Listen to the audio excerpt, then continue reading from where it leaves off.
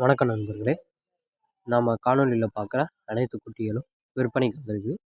இதில் மொத்தம் 16 குட்டிகள் இருக்குது. இந்த 16 குட்டிகளுமே கிடா குட்டிகள் தான். இந்த குட்டிகள் அனைத்தும் 3 to 3.5 மாதமான சுத்தமான மயிலம்பாடி குட்டிகள். இந்த குட்டிகள் மேய்ச்சல் முறைக்கும் தீவன முறைக்கும் பழக்கப்படுத்தப்பட்ட குட்டிகள்.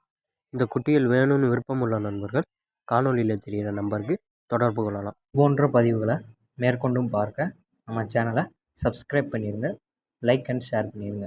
நன்றி மக்களே.